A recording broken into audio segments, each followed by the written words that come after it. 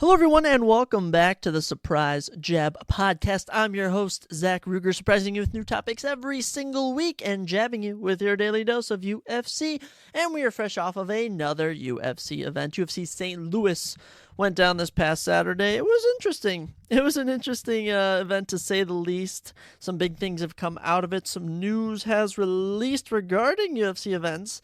We'll get to that in just a moment, but we will be covering all the fights that went down on this card and talking about what could be next for some of the winners and even some of the losers. As well, we will be checking in with the NBA and NHL as their playoffs rage on. We're actually going to be discussing, just about right to kick off the episode, some new UFC fights that they just announced that I am absolutely pumped for. One of my favorite, a couple of my favorite fighters are going to be on those fights. As well, we are going to be giving our official spoiler review of Kingdom of the Planet of the Apes, one of my favorite movies of the year. When we do our top 10 ranking at the end of 2024, it is definitely going to be in the top 10, so stick around till the end to check out my full review for Kingdom of the Planet of the Apes. I am fresh off of my first day on my internship, and let me just tell you, these 9-hour days are no joke. I'm a little tired, a little groggy, but we're going to suck it up. We're going to get through this episode and bring you guys some excitement and maybe even some surprises, as this is the Surprise Jab Podcast. So let's get right on into it, ladies and gentlemen. Kicking us off, of course, new UFC fights. Every episode we talk about new UFC fights. In the past, 3 days, if you will, 2 days, we've received just only 5, but all 5 I find are pretty interesting matchups. Our first one, we go to the men's middleweight division as Kevin Holland is back. Kevin Holland is ranked 14th at welterweight, but hey, he's coming into this fight against Michael Olakajacek at UFC 302 June 1st in Newark, New Jersey. I'm excited to see Kevin Holland come back. He is fresh off his loss to MVP Michael Venom Page, but he's hungry, he's coming back, and he's back at middleweight. That's where he used to fight, but he's been down in welterweight, hasn't treated him too kindly last time out.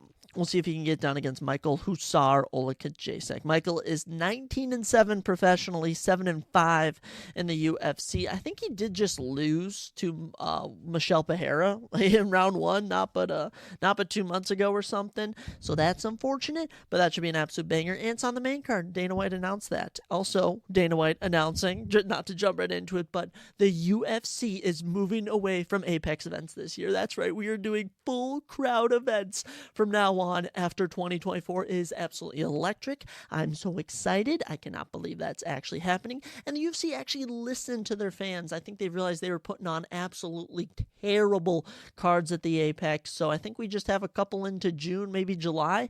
Then once August hits, we should be done for the year. Only have 1 or 2 every few months. So that's exciting. That is some great news. I'm so happy Dana White elected to go with that.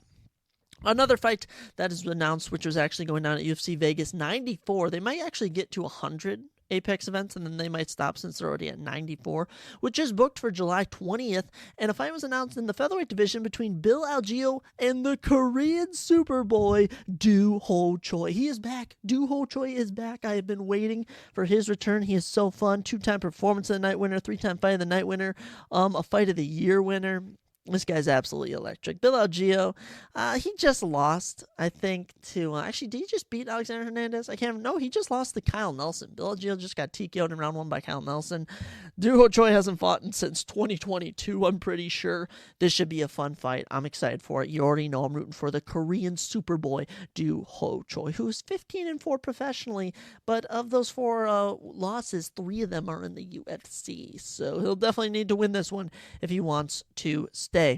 Moving to the flyweight division, this one is electric. UFC 304 in Manchester, England. The undefeated number 6 ranked Muhammad Mokaev, 12-0 professionally, 6-0 in the UFC, takes on the star boy, Manel Kape, ranked number 7, fresh off of his win over Felipe Dos Santos in September. This is an absolute banger. This is a title eliminator. Winner of this is getting a flyweight title shot. I kid you not. Muhammad Mokaev has ran through just about everyone except his last opponent, Alex Perez, who did give him some trouble, but he was able to get the decision.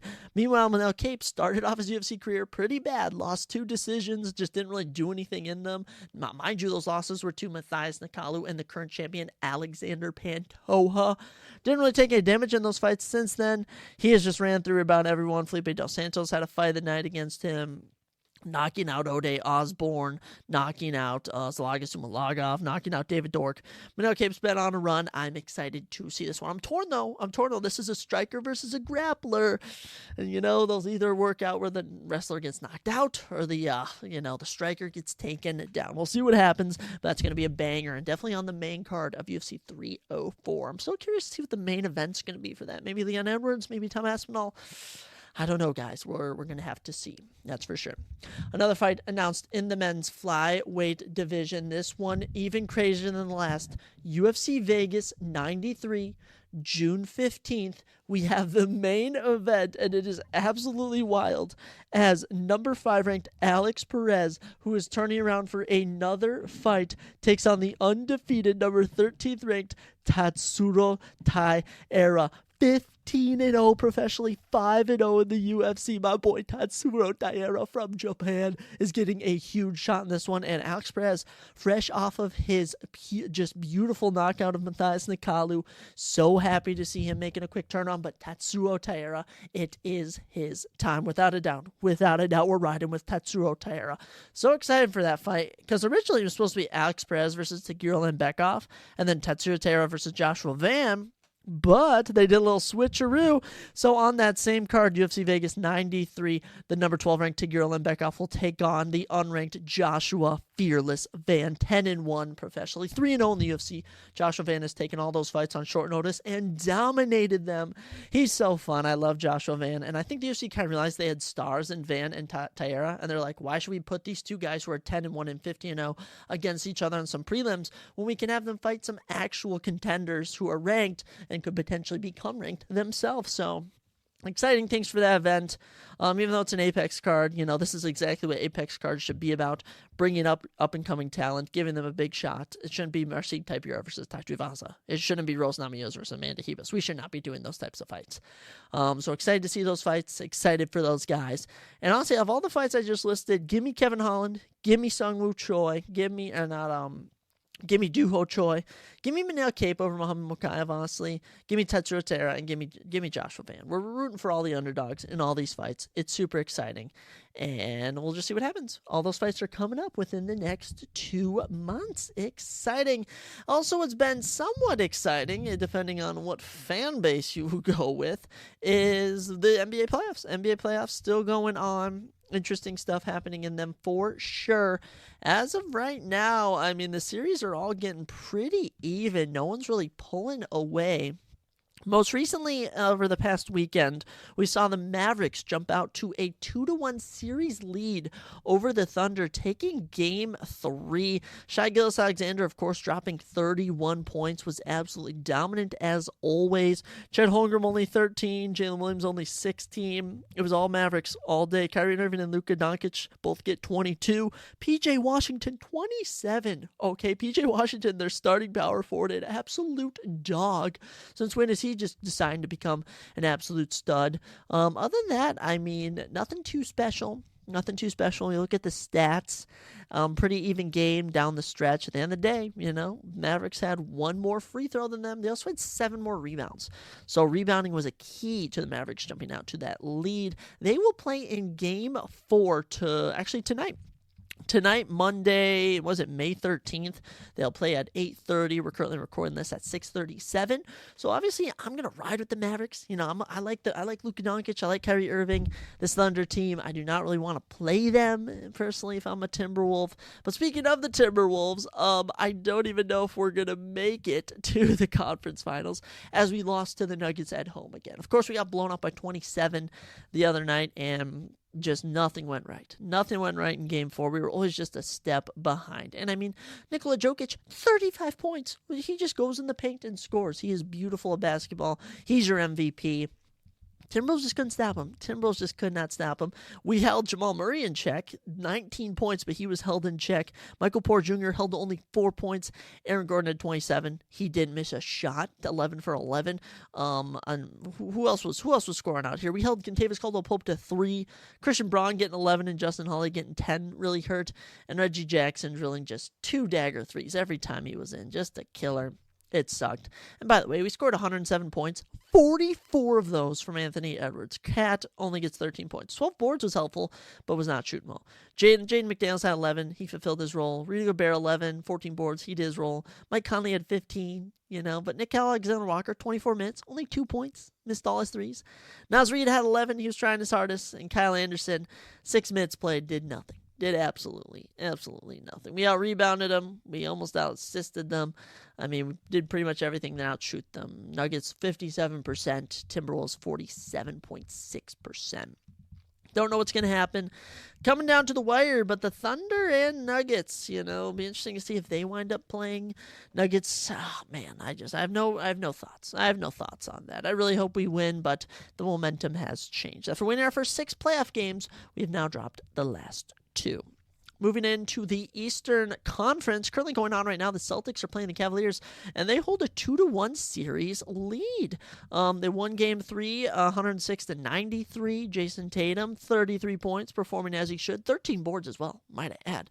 Jaylen Brown, 28 points, 9 rebounds. Drew Holiday, 18 points, 8 rebounds. Rebounding machines from the guards. Al Horford, only 2 points. Peyton Pritchard, only 5.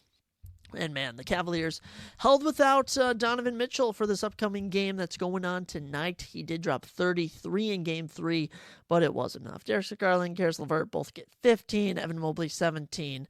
Max Strus, your starting small forward, only 6 points. Ugh, just gross. Just gross. Celtics looking to continue their domination. Cavaliers looking to do the best to stay in it. But Celtics are the favorite, best team in the league this season. We'll see if it carries on into game number 4. Speaking of game 4s, the Pacers beating the Knicks to even up the series 2-2, and not just beating them, blowing them out by 32 points. 32 points. I mean, the biggest lead at one point, I think, was almost 40. It might have been 40. Pacers were in their bag. Just utter domination. Tyrese Haliburton gets 20 points, TJ McConnell 15, Pascal Siakam 14, Miles Turner 13. It was a team effort all around. Obi Toppin off the bench 14. Knicks, Alec Burks was your leading scorer with 20. Brunson had 18. Miles McBride off the bench 16. Your starters, Dante DiVincenzo 7 points. Isaiah Hartenstein 4 points. Precious Achiuwa 8 points. Josh Hart 2 points. What went wrong? What went wrong in this game? I do not know. I have no idea. Knicks only shot 33.7%. There, I can tell you is the issue. There, when you're shooting 33.7% as a team, you only made 7 threes and you shot 37. 22 for 31 from the line. They were at the line so much.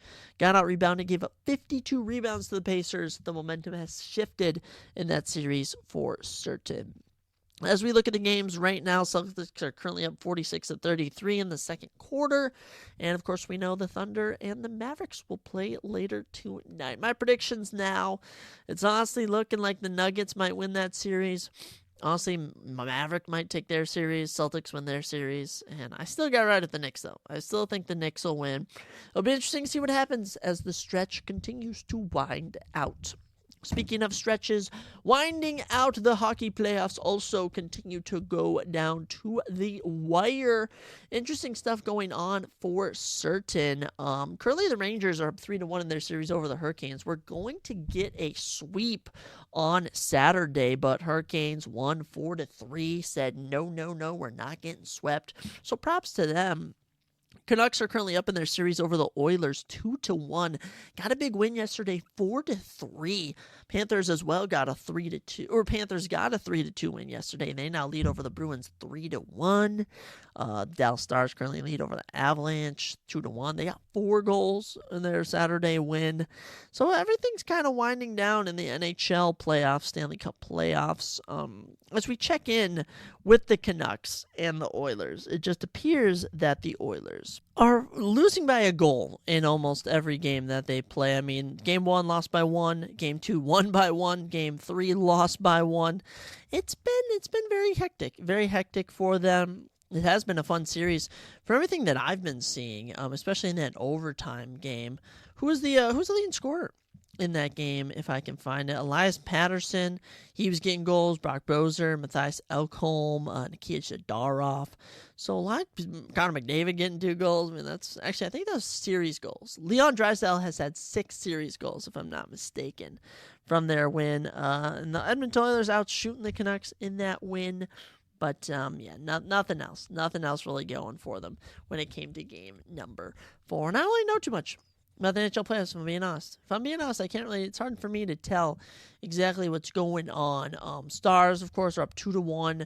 Same with the Canucks, as we just mentioned. And, obviously the Stars and the Canucks are both the favorites to win in those matchups. When we look at the Eastern side of things, Panthers and Bruins are both series Panthers and Bruins are both favored to win. They both won, but the Panthers, your number 1 team, looking like they're going to advance. They're up 3-1. Same for the Rangers. I mean, they've only lost 1 playoff game in their 8 games played so far. So in game number 9, looking to close out Carolina, who also beat the Islanders 4-1. It's just been repetition of wins when it comes to the NHL. Nothing too special. Nothing too special, if I'm being honest. I've heard the games are close, but the series are not looking to be very close, which does kind of put a damper, because you're like, hey, the series isn't close. I'm not going to see game 7s, and I want to see some game 7s. That's what I came to see. As we go down closer to the end, I'll probably do some more in-game depth look at the stats. But honestly, when I try and go on Google or the NHL website, it does not give me good stats. So I have to do a little digging. And with how busy I've been, I just haven't had the time to do some digging. I dig all my information out of the UFC. So that's all we get for our little NHL check-in. You're just informed that where the series stands for each of the matchups. But I'll tell you what, if you're not informed about UFC St. Louis, you're about to be very informed, because we are about to break down all the action from UFC St. Louis, as we had, 13 fights or something? I think only 1 fell through in the weigh-ins. So, let's kind of review the action and talk about what happened. And might I add, we were in our bag for predictions. We did so good. On this card for predictions. We were off on some fights we were a bit off on, but a majority of them we kind of nailed. We kind of nailed a lot of these. I'm kind of proud of a lot of the things I predicted. So let's kick it off with our first prelim of the night, which ended up being, as we all knew, women's flyweight action, Veronica Hardy versus JJ Aldrich. And we said Veronica Hardy will win a decision. And what did Veronica Hardy do? Veronica Hardy, no nickname. She went out and got her 9th career victory, her 3rd straight in the UFC. A little 3-fight win streak now for Veronica Hardy, as she beats JJ Aldrich by unanimous decision. 29-28 across the board. Quite honestly, nothing happened in this fight. Just a terrible way to open the card. Veronica outstrikes her in rounds 1 and 2. Gets outstruck in round 3. Just an utter joke. 36 significant strikes to 27 in favor of Veronica Hardy. 69 total strikes to 38 in favor of Veronica Hardy. JJ Aldrich went 0 for 2 on takedowns, but got 5 minutes of control time from clinching. She might have won round 3, but rounds 1 and 2 clearly went to Veronica Hardy, as she gets it done. JJ Aldrich has her little 2-fight winning streak snapped, so very unfortunate. She now falls to 13-7 professionally, and of those 7 losses, 5 have came in the UFC. Veronica, though, good win for the 28-year-old from Venezuela. We knew she would get the friggin' decision win, and we friggin' called it. She's now 4-1 in her last 5, full 3-fight win streak, as I previously mentioned. Good stuff for her. She's got some momentum. We'll see what's next for her. Obviously, a ranked opponent will not be in the cards yet, but I think this is a good positive momentum for Veronica Hardy. You'll move on from here, and who knows, if you go on a little 4-fight win streak, you could definitely get a ranked opponent. Moving on to our next bout, flyweight matchup, in the hometown St. Louis boy, Charles Energy Johnson gets it done. And we predicted by decision, and you bet your booty it was by decision. He beats Jake Hadley in good fashion. Good fashion to end the fight. It was a grind. It was a grind for sure. Jake Hadley did not make it easy, but Charles Johnson was not going to lose in front of his hometown of St. Louis, as he gets his 15th 19th professional victory and his second straight win in the UFC, his fourth win in the UFC. And this was a guy who was on a 3-fight losing streak, was in jeopardy of being cut in February, won that fight, and now he's back in May. Win streak, love to see it. Tail of this fight is that Charles Johnson just had it going. Defends 11 takedowns from Jake Hadley throughout the fight, 3 in round 1, 3 in round 2, and 5 in round 3. And by the way, in round 2, he even dropped Jake Hadley with a punch. Incredible stuff from Charles. He looked incredible here. Outstruck him 19-17 in round 1, 32-20, plus the knockdown in round 2, and even round 3, 29-11. Just phenomenal performance from Charles Johnson. I don't know if he's going to get a ranked opponent off of a win like this, but I certainly know they're going to keep him in the UFC. He had the crowd going, too. The St. Louis crowd, they love their hometown boys, and there was 3 St. Louis fighters on this card. They all won. You love to see it. Jake Hadley, tough loss. It's now 2 straight losses. You start out your career a perfect 8-0. He started his career out a perfect 8-0. Since then, he has gone 2-3, including 2 straight losses. Jake Hadley is not UFC caliber. Charles Johnson is UFC caliber. Good win for the 33-year-old from St. Louis, Missouri. Moving into our third fight of the evening, and even though I thought Trey Waters would get the knockout, this ended up being a fight of the night, and he gets the win over Billy Ray Goff. Great win by Trey the Truth Waters, his 9th career victory, and this is his 2nd straight win by decision after previously having all his other fights be by finish. Little disappointing, but what more could you ask for in this one? A fight of the night. These two swung it out down to the wire. 30-27, 30-27, and 29-28 is the final scorecard. Round 1, both men, 38 significant strikes. Billy Ray Goff landed his only takedown of the fight on 5 attempts. That was pretty much the whole gist of it. Round 2, Billy Ray Goff teed off significant strike-wise, 51-31, but damage was going in favor of Trey Waters. This was one of those fights Trey Waters was landing less, but dealing more damage. Round 3, both men landed 27 significant strikes. Came down the judges' scorecard, and damage won it all the way. Good win in the welterweight division for Trey Waters. I'm happy to see it. As for Billy Ray Goff, his first UFC loss, in, gosh, I don't even know how long. He was on a 7-fight win streak, so very unfortunate for Billy Ray Goff. But by the way, it's a fight of the night. You both got $50K. I would not be too mad. They're both going to stick around in the UFC. Both dogs. DAGGs. That's for certain.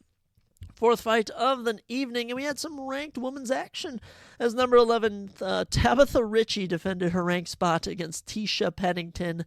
And let me say, I didn't catch this fight, and I'm so glad I didn't. I heard it was boring. I heard nothing happened. And looking at the stats, nothing did. Tisha Pennington outstrikes her significantly, 80-54. More total strikes than Tabitha Ritchie, 94-92. Tabitha goes one of 10 for 5 minutes and 15 seconds of control time. Tisha Pennington goes 0 for 2 on takedowns. So not the best fight from what I heard, but Tabitha Ritchie gets the unanimous decision, 29-28 across the board. And mind you, even though she lost her last fight by split decision, she freaking now is 5-1 in her last 6. 5-2 in the UFC in general is impressive. She's currently ranked number 11th. She could move up to 10, could stay at 11. I think wherever she goes, she's going to be in good position. As for Tisha Pennington, this is now a 2-fight losing streak. Her last win was in August of 2021. I think it's time to call it. Tisha Pennington, I think it's time to call it. You're 34. You've had 2 finishes your entire professional career. In 20 fights, only 2 finishes. Yeah, probably going to do it. Tabitha, she's younger. She's better.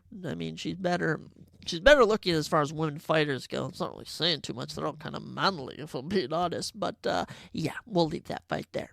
I'll tell you a fight that I wish I would have left alone. That is Esteban Ribovics and Terrence McKinney. And Terrence McKinney, I'm sorry, I am done putting faith in you. As Esteban Ribovics, I have no idea how this didn't get a performance of the night. I'm actually appalled that this didn't get a performance of the night, as Esteban Ribovics lands a KO of the Year nominee in 37 seconds. Knocks Terrence McKinney out cold with a head kick. He legit sat him down. It looks like Terrence McKinney was sat down in a chair on the ground. Esteban Ribovics make it his 7th career knockout. 7th career knockout. And by the way, of his 13 career wins, 12 finishes. Now 2-1 in the UFC, now on a 2-fight win streak. Esteban Ribovics, welcome to the men's lightweight division. Oh my goodness. He just sat him down. Literally just hits him square in the face before Terrence can even react, and he's out like a light. Terrence McKinney is now 15-7. All 22 fights have not gone the distance. His last 3 fights have ended in the first round. What's Terrence at now? I'd be curious to know. He has 4 losses, and he has 5 wins. So 5 wins, 4 losses. This next fight could be the deciding factor for him. As for Esteban, Hofta Esteban, you can have any lightweight you so choose. Esteban. Very impressive. Love seeing it. Should have got 50K. I have no idea why we did not give Esteban 50K. But I don't give out the decisions. I don't give out the bonuses. I just observe and I cheer. That's all I do. I observe and I cheer. Good job to Esteban, even though we did not predict it correctly. But we did predict the first 4 fights correctly. And mind you, we nailed all 3 fights that went by decision. I'll tell you what fight I also nailed, and that was Chase Hooper round 2 submission over Vyacheslav Borshev. We called it here on the podcast and would have cashed so much money as Chase Hooper obliterates Vyacheslav Borshev. I thought Slaviclaus was good. Clearly not. Clearly Chase Hooper is just leagues above everyone he fights. Listen to these stats from this fight.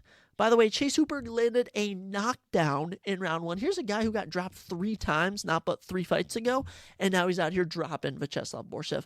A knockdown for Chase Hooper. 62 significant strikes to 2, 129 total strikes to 2. Chase Hooper shot for 1 takedown, landed it, got 6 minutes of control time. 6 minutes of control time in a 8-minute fight. Come on. Come on, man. Just come on. 10-7 to Vyacheslav in round 1. Dropped him. 76 total strikes to 2. And then round 2, Chase Hooper just went across the cage, took him down immediately, not but 7 seconds in, dominated him. 53 total strikes to 0. Locks in a Darce choke. And Vyacheslav tried to pull the old Brazilian tap where you tap the guy once on the back to try and get him to release. And the ref, who was it? Was it Keith? It was Keith Peterson. He saw right through it, stopped the fight right away. Vyacheslav was going to get finished nonetheless. Chase Hooper, so impressive. Make it his 7th career finish by submission. And actually, what was that? That was his 11th career finish overall. 3-fight win streak now. 3-0 at lightweight. I don't know what to do with the guy. I honestly don't know. Paddy Pimblett could be in his future. He could fight Esteban Ribovics. I don't really know if there's a ranked lightweight. I would just have him favorably fight. Rafael Dos Anjos feels like too big of a step. Even Jalen Turner feels like too big of a step. But Chase Hooper, you are trending in the right direction, my friend. You are trending in the right direction. Here's a kid who's been fighting in the UFC since he was 18 years old. He's now 24, and he's on a 3-fight win streak. Back-to-back submission wins. You love to see it. Great work, Chase. Great work. And I used to not even root for him. I didn't even pick him. I remember he was losing to Steven Pearson, losing to Steve Garcia, and now he's out here submitting Vyacheslav, and we called round 2 submission. Speaking of Vyacheslav, oh man, he's probably done. He started out his professional career 7-1. Since then, he has lost 3 fights, been submitted, been knocked down, been out-grappled. It is not looking good. For Vyacheslav Borshev. I'd probably cut him. I'd probably say bye-bye, but they might keep him on. The UFC always likes to keep on some fighters, maybe on their prelims. So maybe you'll have one more shot, Vyacheslav. How about Vyacheslav versus Terrence McKinney? There's your fight. Vyacheslav Borshev versus Terrence McKinney. I just booked it. You're welcome. You're welcome, America. And with that, we got into our main card. And when we got into the main card, I was pumped. I had only predicted 1 prelim incorrectly. I'd predicted almost all of them the correct way. The only one I did correctly predict was an absolute banger knockout. I wasn't mad at all. And thankfully, I was watching the movie I'm going to talk about next, and I missed the first 2 fights. I missed the first 2 fights of the main card, and they were both the 2 worst. As Waldo Cortez Acosta took on Robelis Desmongue. And Robelis Desmongue, of course, 5-0, multiple knockouts under 10 seconds, an absolute killer. And son of a gun, he gets fraud checked, and Waldo Cortez Acosta gets the win. He's now 12-1, 3-fight win streak. Oh my goodness, this fight was awful from what I said. Even Dana White was pissed at how boring this fight was, and he said Waldo Cortez Acosta will not get a ranked opponent. Nothing will happen to him. Heck, Waldo Cortez Acosta might be fighting Derek Lewis next, just so he can get knocked out. Totals from the fight: 52 significant strikes to 26 in favor of Waldo Cortez Acosta. 130 total strikes to 28 in favor of Waldo Cortez Acosta. Waldo goes 3 of 4 on takedowns for 9 minutes and 49 seconds. The first round, Waldo just wanted to get the fight to the ground, was barely even able to get hit. I think Robelis' 2 significant strikes came from the ground. 4 minutes, 32 seconds control time. Round 2, Waldo just had him up against the cage, 2 minutes, 44 seconds control time. In round 3, same scenario, was just avoiding getting hit. Robelis got gassed, and wow. Honestly, both of these guys were so bad in this one. Robelis, it's such a shame. He had so much potential, but there's lots of guys Robelis could fight. Have him fight Junior Tafa. Those are both 2 strikers. And as for Waldo Cortez Acosta, I think they were having him fight the guy that Derek Lewis beat in the main event.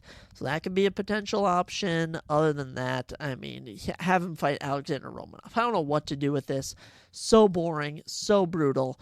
But you know what? Waldo, he's on a 3-fight win streak. You know, even if the fights suck, you can still go, hey, he's on a little 3-fight win streak. So, boring way to open the card.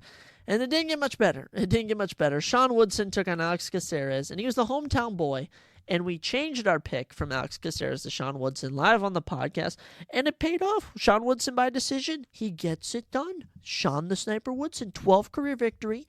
He has 2 wins, a draw, then 3 wins. So technically that's a 6-fight unbeaten streak. I'd consider it a 5-fight win streak. Impressive stuff. Gets it done. Just did exactly what he has done in every single fight. Casually outboxes his opponent. And he was a hometown guy. He was a hometown guy in St. Louis. They were all happy for him. Happy to see it. Round 1, Sean Woodson outstrikes him 31-18. Round 2, Caceres outstrikes him 32-31. And round 3, Sean Woodson outstrikes him 39-32.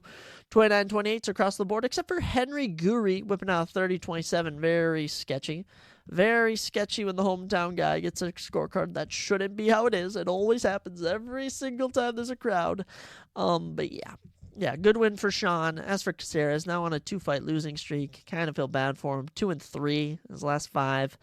But Sean Woodson, trending in the right direction. Could get a ranked opponent, honestly. I'd give him a ranked opponent. How about number 15th ranked Sodiq Yusuff? How about number 12 ranked Bryce Mitchell? He called out Bryce Mitchell. Bryce Mitchell said, yeah, I'll fight him. I want to make money. I say that's a great fight. And whether you like Sean Woodson or not, you kind of gotta pick him. You gotta look at the guy's skill set and go, hey, he's bigger than all the other featherweights. He's got a longer reach, and his style is hard to beat. I think Bryce Mitchell is kind of the only style that can beat him. If you got to either be a power puncher or a grappler to beat him. Bryce Mitchell's the grappler version, so we'll see what occurs. Caceres, you're getting up there in age, my man. You're 35. You know, you just lost the decision again. I don't know, man. I don't know what's going to happen, but I'm excited to see where both these guys go. Honestly, kind of a Sean Woodson fan now. Not really like a huge fan, but I respect him. Fight next up, an absolute banger. I can't believe I missed this one. I'm so sad I missed this fight. As the 39-year-old Diego Ferreira beats the 31-year-old Matus Rebecki, who was on a 16-fight win streak. And what makes it even better is he lost the first round. We go to round 1. Diego Ferreira is down. Matus Rebecki drops him. All right, drops him with a punch. Outstrikes him 30-21. It's looking bleak. Diego Ferreira turns it around. 40 significant strikes to 16 in round 2. Matus landed 3 takedowns, but Diego just kept getting back up. He landed his own takedown. Then round 3, Diego lands 2 takedowns, gets in control. 62 significant strikes to 6 is 10-8ing him before finally with 9 seconds left, as Matus Rebecki's face looks like a balloon that's about to pop, he gets the win. Diego Ferreira, how about that? His 5th career knockout, his 12th career finish. Incredible. Incredible from the 39-year-old. I can't even believe it. All right, here's a guy who is gone for 2 years, returns in May of last year, round 2 knockout, returns back in May this year, round 3 TKO, 2-fight win streak, 2 finishes, a 50K performance of the night. Diego Ferreira, I'm so sad I didn't pick you. I should have rode with him. But Matus Rebecca, he was 3-0 in the UFC, 16-fight win streak, all the finishes, and man, he was just a one-round warrior. Diego Ferreira, I love you, man. That was an absolute fire matchup. I don't necessarily know if we're going to give him a ranked opponent next. Him versus Rafael dos Anjos could be a fun fight. Him versus Benoit St. Denis, Jalen Turner, a lot of fun options, but he is 39. Let's be realistic. How about him versus Jim Miller? Him versus Jim Miller could be a crazy good fight. 2 guys up there in age in the lightweight division. I think that could be next. As for Matus Rebecca, like I said, you got Esteban Revovic on this card. You got Terrence McKinney, Vyacheslav Borshev. Clearly, Matus Rebecca is just not ready for someone of high-level skill like Diego Ferreira. this guy was fighting Nick Fior, Lok Radzhabov, Roosevelt Robarts, and now he's fighting Diego Ferreira, who took Beneil Dariush to close decisions. Yeah, we should have seen the signs. We always should have. Should have seen it in the co-main event, but we had one more fight before the co-main event, and son of a gun, we nailed it. Round 1 KO. This fight was absolutely glorious as Carlos Ulberg knocks out Alonzo Menifield in 12 seconds. 12 seconds, Carlos Ulberg knocks out Alonzo Menifield. Alonzo blitzes him for some reason, gets clipped, slips, gets caught again, drops, couple follow-up punches, but 7 significant strikes. It took 7 strikes to knock Alonzo Menifield out. Carlos Ulberg is a killer, and we called it. His 7th career knockout, his 8th career finish. He's now 11-1 professionally and is on a 6-fight win streak, a 5-fight finish streak, with 3 of those, actually 4 of those being round 1 knockouts. I can't believe it. I'm getting so excited right now. Carlos Ulberg, the Black Jag, such a badass, such a dog. Love to see it. Alonzo, what was your game plan, buddy? What was your game plan? He rushes him, keeps getting caught, just was not working out. Carlos Ulberg, happy to see it. Alonzo Menifield was also ranked number 11th, so Carlos Ulberg definitely going to be taking his spot in the rankings. Definitely excited to see that. Let me tell you, I'm definitely excited to see Carlos Ulberg in the rankings at number 11. Alonzo Menifield probably drop him down to 13, 14, maybe even kick him off the rankings. Pitiful performance. Very embarrassing if you ask me. But, man, oh man, Carlos Ulberg, an absolute dog. Alonzo Menifield, the snaps of 5-fight unbeaten streak for him. Ugh, that is just sad to see. But yeah, good stuff from Carlos Ulberg. Amazing work. What could be next for Carlos? Number 10 ranked Anthony Smith, winner of Johnny Walker and Volkan Ozdemir, Bogdan Guskov, Nikia Krylov, Alexander Rakic. The options are limited. That's for Alonzo Menifield. Probably, maybe even Bogdan Guskov or Azat Mirzakhanov, Dominic Reyes. I don't even care who he fights, but I was entertained nonetheless. And I predicted it too. And Carlos Ulberg, I was like leaping around in my living room, just going, oh my gosh, my family and girlfriend were looking at me like, what is wrong with this kid? And I'm like, Carlos Ulberg just got a knockout. I'll tell you, that's what happened. That's exactly what happened. Then we got to the co-main event. This was a weird one. First off, Nursultan Ruzaboyev should stay at middleweight. Nursultan Ruzaboyev has a padded record. Okay, clearly Joaquin Buckley is pretty good. Clearly, Joaquin Buckley has some level of intelligence as he gets the win. Joaquin Buckley is now 19-6, 4-fight win streak, 4-0 at welterweight. He was ranked number 11th. I'd move him up to number 10 in the rankings. Very impressive win. But with that, Nursultan Ruzaboyev is now 34-9.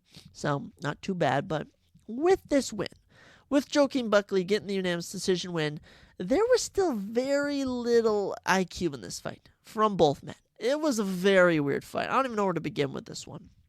Round 1, Joaquin Buckley casually had more significant strikes, 8-7. Nursultan had more total strikes, 11-8. Joaquin landed 2 takedowns, both attempts for 1:16 of control time, which is probably what won him the round. Nursultan was able to get up both times. Round 2, kind of similar scenario. Joaquin barely outstrikes him, 14-8. 2 of 2 on takedowns, 1:42 of control time, and that was that. Joaquin was up 2 rounds probably. not really decisively, but it was like, okay, nothing else happened, so we can't really, like, judge much. And then round 3 is getting kicked off, and Joaquin Buckley drops Nilsson. I don't even know how it happened. I'm actually trying to remember what he hit him with. It might have been a straight, might have been a little hook or something, but Nilsson got dropped. Joaquin Buckley pounced on him, and just Keith Pearson gave Nilsson so much time to recover, and he was able to. And Nilsson reversed it on top to get on top of Joaquin Buckley in guard for 30 seconds. It was absolutely crazy. He then got reversed again. Totals from the final round, 64 significant strikes to 16, 82 total strikes to 17, 2.5 minutes of control time for Joaquin Buckley. He gets the decision win. He gets the decision win. Numancia gets it done. But just, he had so many opportunities to finish, could never execute. Almost, thankfully, Nursultan Ruzubov was an absolute tin can and didn't know what to do once he got back into guard. I mean, reversals. Nursultan Ruzubov kept reversing what Joaquin Buckley did, but Joaquin Buckley gets it done. And then goes on the mic and calls out Conor McGregor. I think everyone was just kind of face palming. Like, what are you doing? Like, sometimes it's funny to call out Conor McGregor, but when, like, you realistically know you'll never fight Conor McGregor, it was kind of dumb.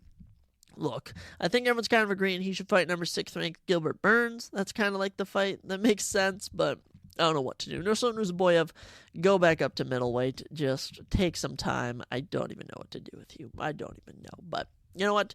Joaquin Buckley, good win. You dominated, even though you almost lost a couple of times. With that, we got into the main event, and holy cow, it was tough. It was a tough one, guys. It was tough from the get-go, as number 12 ranked Derek Lewis took on number 15 Rodrigo Nascimento. And oh man, this one was really just, please don't let this happen. Please don't let this happen, but we'll go to round 1. Round 1, Derek Lewis clearly had more power than Rodrigo Nascimento, but for some reason landed a takedown. Then Rodrigo Nascimento got right back up, landed a takedown of his own, dominated Derek Lewis to end the round. We were kind of just going, okay, that sucks. Rodrigo Nascimento just won round 1. Thought he was going to get submitted. We go to round 2. Derek Lewis is clearly better than Rodrigo Nascimento on the feet. Clearly better. And then Rodrigo Nascimento catches Derek Lewis slipping, takes his back, but thank goodness Derek Lewis is able to get up. He outstrikes him significantly, 17-12, probably giving him the final round, but it was still going. Okay, please do not let this be the end of Derek Lewis. We get to round 3, and Derek Lewis finally lets the fist fly, knocks out Rodrigo Nascimento 49 seconds in. Rodrigo didn't even land a strike in round 3. And first off, might I just add, Rodrigo Nascimento does not know how to strike. He barely threw any significant strikes in this fight. 27, those were probably all from in his half-guard control in round 1. Just a pitiful performance, but Derek Lewis thankfully gets it done. Thankfully gets the knockout. His 28th career win. I think it was his 15th career knockout in the UFC. In the career-wise, 23rd knockout. The Black Beast wins, and the Black Beast goes crazy after he wins. He throws his cup into the crowd. He takes off his pants. He moons the crowd. He freaking says he's in his prime. Then he says, I'm not in my prime. I want to go into WWE. Derek Lewis is a national treasure. Absolutely love him. Absolutely love him. Who knows what's next for him, but as long as he won, thank goodness. All was right in the world. All was right in the world since Derek Lewis won. He was ranked 12. I'd move him up to 10. Jairzinho Rozenstruik hasn't won in a while. Tai Tuivasa hasn't won in a while. I'd move him up to 10. I think him versus Tai Tuivasa or Jairzinho Rozenstruik could both be good fights. I guarantee both of those fights will just be striking battles.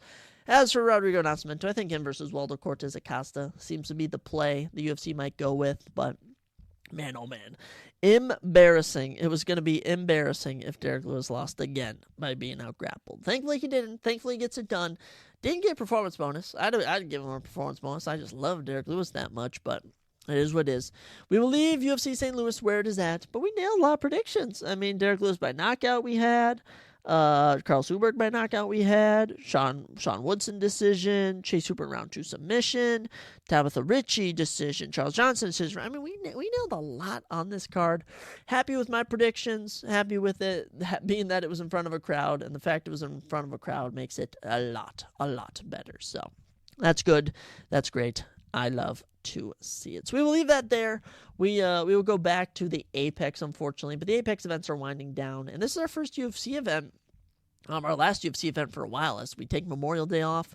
We'll be back in June to kick off with UFC 302, but we'll be ending the month with a little Edson Barbosa versus Lerone Murphy. Of course, Edson Barbosa, legend, the knockouts, the fights of the nights. Takes on Lerone Murphy, who is the 13-0 undefeated British fighter. Looking to finally get into the rankings, looking to finally get his big win. We'll see if he's worthy of being ranked in the UFC. Should be a tough fight for him.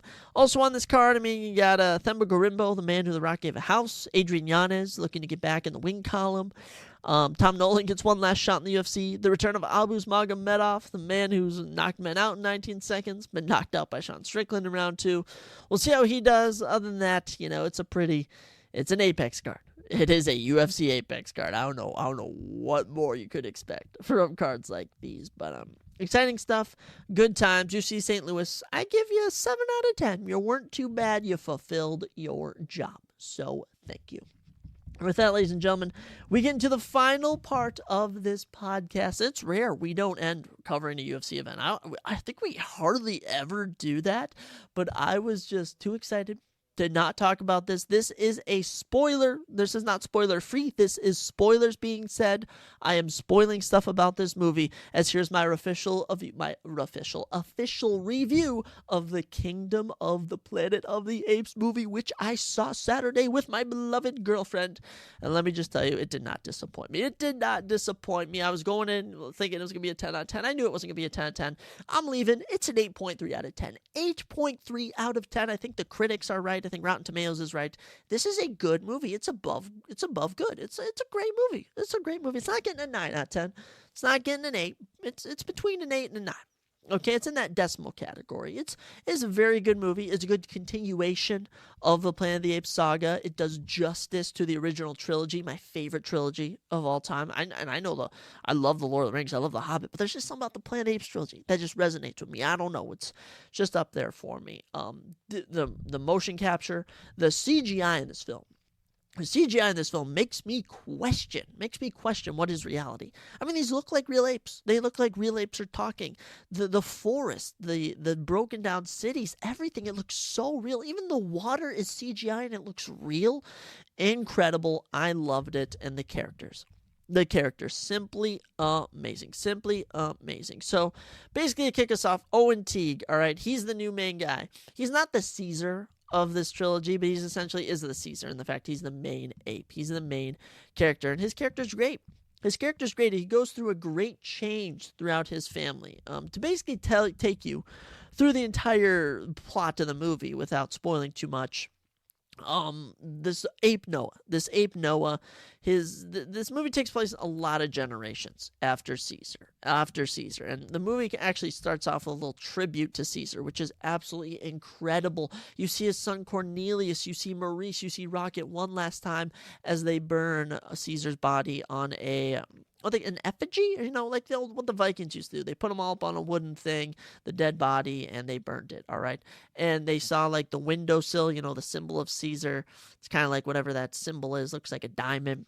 That symbol's still in the ape world today. They do like the fist pumping together in the air, such as Ape Strong Together. Such a touching way to open up the film. I absolutely loved it. I did not see it coming. My eyes were kind of getting teary. I was like, man, my boy Caesar, because Caesar's essentially an ape god. He's an ape legend. He is the Moses, the Jesus to the apes. He's God to the apes. That's what he is.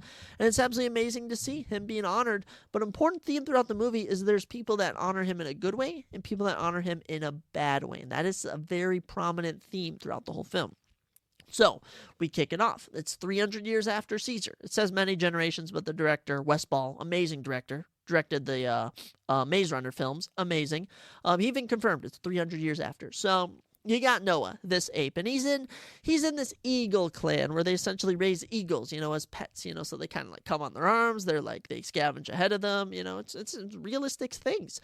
And the movie kind of kicks off in this very crazy scene where Noah's the ape, of course, and his friends Anya, who's like a love interest, I think, and Suna, who's like a little younger brother, a little friend of sorts. And they're searching for these eggs, and it shows Noah climbing to the top of this abandoned tower, and it's just really cool opening. The CGI is great, and they get back to the village, and everything's all good. And then these raiders come. Raiders come to the village, and they burn the whole village. Noah, spoiler alert, his dad dies. It's kind of like a character arc thing right there. His father is killed in front of him, and he vows justice. He's going to find whoever did this to his father. And an interesting thing throughout this whole film is that the bad guys the bad apes keep dedicating everything they're doing to Caesar. And it's sort of just a very interesting thing where it's like people twist the past. It's exactly what you're doing here. And the main villain, who we'll get to, just twist the words of Caesar, the great Caesar. And one of the main villains in this film is an ape called Silva. And he is the chief commander of Proximus, the main villain's army. And he is so menacing every time he's chasing or fighting. I absolutely loved it. If you felt like a real gorilla was chasing after you and you're like, okay, I'm going to die. The heart was pounding. Amazing work from the CGI team. Amazing work from the directors, from Wes Ball. I absolutely loved it. So Noah, he's going on this journey, abandoning through the land. He doesn't even call humans humans. He calls them echoes, because the apes, they don't know the real history of the planet. And he runs into this orangutan named Raka. And Raka, one of my favorite characters of this movie, an amazing character. He's played by Peter McCoon. Amazing work. He played in he was in the Orville on Fox and Hulu television. Probably the best role that he's been in. And him and what's his face, Noah, they're going on this journey. And as they're going on this journey to where Proximus Caesar, the villain is, Proximus Caesar is to find his family, Raka's like, I'll join you. And Raka's the last of the apes that know the real history of how they all came to be. He's the last of the people that truly follow Caesar's teachings. It is very powerful, everything he talks about. And along the way, they run into this girl, and her name is May. And, the Raiders, she says, took her clan to a beachfront settlement located outside an old human vault. And, you eventually just think, okay, this is the stereotypical human girl they just throw along. They did this they do this in every movie. They do this in the Transformers movies. They do it in Marvel movies. They do it in... they did in the Planet of the Apes movies. They always throw a human character in here, but this one just takes a plot twist that I did not really see coming. I did not really see this one coming. So you have May, you have Raka, and you have Noah. They're all traveling along, okay? And along the way, Silva, this war leader of the apes, and all of his companions, they keep chasing him. Eventually, they catch up to him on a bridge. And in the ensuing fight, Raka saves May from drowning, but Silva causes Raka to fall into the river and get swept away by the rapids. So you kind of think that Raka's dead.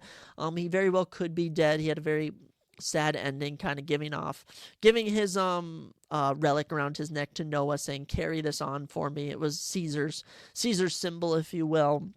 And Raka could be dead, but I've heard rumors that in the post-credits, there's no post-credit scene, by the way, but in the post-credits, you kind of hear, like, breathing, like, of an ape, like, barely still alive, and people are saying it's Raka, which could be the case, could be Proximus Caesar, who we'll get to in a moment, but I really hope Raka's still alive, because he was an amazing character, but he sacrifices himself, and they are brought to this settlement. They are brought to this camp, which is the kingdom of the Planet of the Apes, and we are introduced to the ape king Proximus Caesar, who is one of those villains. He's one of those villains. I think you can compare him to, I'm trying to think, a lot of, the Joker. The Joker. Actually, the Joker had a big role in a film. Those villains where it's like, they deserve more. They're such a good villain. They should be in the film more. Such as, the Black Panther villain. The Black Panther villain's a great example. Who did Michael B. Jordan play? Killmonger. How he's in the film, but he's not in it enough. He's not in it enough, and he only lasts for one film. That's what Proximus Caesar is like. He's an amazing villain. Kevin Durant is so good as Proximus Caesar. He's given me Austin Butler and Elvis vibes, where he's just become this character and how he speaks in real life. Absolutely love it. And Proximus Caesar's goal is to get into a vault. He said there's a vault in there that's human technology that can change the apes, change them for good. And May also runs into another human while she's being kept prisoner, and that's Trevathan, who is actually the dad from, oh my gosh, what's it called, guys? What's it called? It's William H. Macy. He was in Fargo. He was in Boogie Nights. He was in Shameless. Oh my gosh, it's the dad. It's the dad from Shameless, whatever his face is. He's in this, and he's kind of just, Proximus Caesar found him, took him in. He reads some stories about about old Roman times, which is why, his name is Proximus. His last name is Caesar. His name is Proximus. He chose the name Caesar because, Caesar's like this ape god. It's like that. And basically, May's like, you know what? We cannot let him get into the vault because she knows what's in the vault. So Noah, she's like, okay, there's a book in there. There's a book in there that is capable of restoring speech to humanity. So she's like, oh, and Noah's like, okay, so I'll help her. I'll help her gain access to the vault, and that way he can destroy Proximus' settlement and lead his clan back home. Because obviously Proximus brought a bunch of different clans under his control, but all Noah wants to do is bring his ape clan back to where they were from. Because it was all burned down, he needs to rebuild. So Noah, May, he gets his old friends who, had been captured earlier on in the film, Suna and Anna, to secretly plant explosives around the sea levee that kind of surrounded the vault and settlement. They built like a levee by the sea, which is where their camp was, and they sneak in and they climb up this giant thing. But before that, actually, May kills Trevathan. She kills the dad from Shameless. This little girl kills. I actually have no idea how old May is in the film. Got to be a teenager, and she kills him. And it's really this dark moment where you're kind of like, oh my gosh, she's actually choking him out, and you can even see the ape's face being shocked by it. But anyways, the group, they climb up this mountain, they get into the secret entrance. The vault is revealed to be a military bunker housing a stockpile of weapons. There's old classrooms in there and stuff, because it was where humans hid towards the beginning of the outbreak. And May's book is soon discovered to be a key for a satellite, which you don't find out till the end of the film. It's this key, though. And the apes soon become suspicious of May when they discover old picture books depicting humans as the once dominant species, with apes in cages at the zoo. The foreshadowing, I already know, is crazy in this film.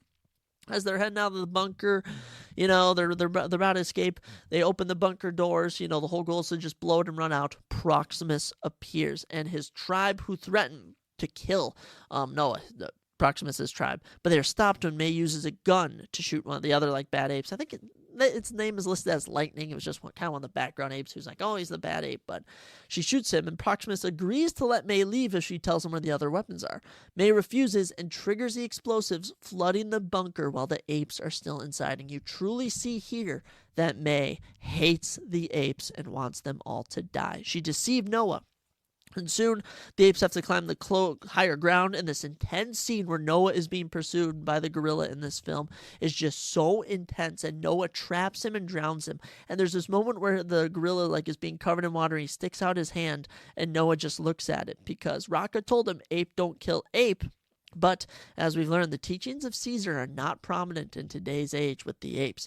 Very intense. Noah, he escapes with his clan to the top of the bunker, and as he's leaving, he's attacked by Proximus Caesar. And Proximus demands that Noah kneel before him before he kills him. But Noah soon does this chant, which I'm not going to do. I know y'all want me to do the chant that he's doing, but he does this chant, and soon his whole clan joins in. And basically, his father's eagle, who always hated Noah, he always would scratch at him, who after his father had died had just followed Noah around, finally goes on to Noah's arm, as it's like he's become his eagle, and all of the clan's eagles are attacking Proximus, and he is kind of sent off this cliff into the water to his apparent death. But just like Raka, if you don't see a character die in a movie, you can always assume that they're still alive, and even sometimes when they die, you can assume, they can be brought back. But you know what? Proximus Caesar apparently dies. He's all dead. He's gone. And Noah returns home to rebuild their clan. But May shows up. She shows up to say goodbye to Noah. This is a bit later once they're all back.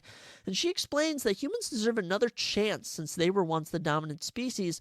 But Noah questions if apes and humans can coexist peacefully, which is very powerful. That is something Caesar always wanted, and Noah didn't even know about that. So as the film ends out, you see Noah kind of bringing Sunya, who's kind of his love interest throughout the film, this other ape, to this telescope to look through it, and you see all the stars. And as as the movie ends, May travels to a secret human settlement at a satellite base, delivering that decipher key, which then enables the humans in there to activate the satellites and successfully contact other humans across the U.S. Very crazy ending. I can tell they're already setting up something that is the old movies. The old movies, they were like people in space, and they came to the planet and they eventually fought the apes. So I can tell they're setting up something like that. But as for this movie, kind of ends with a little ominous ending. I very much enjoyed it though. CGI was spectacular, as I said. I cannot get over it. It just looks so good.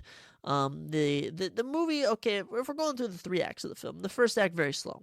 Very world building. Second act, starting to pick up, very world building. Third act brings it home. So the third act, it brought the movie home. The ending of the movie was fantastic. The entire third act, phenomenal.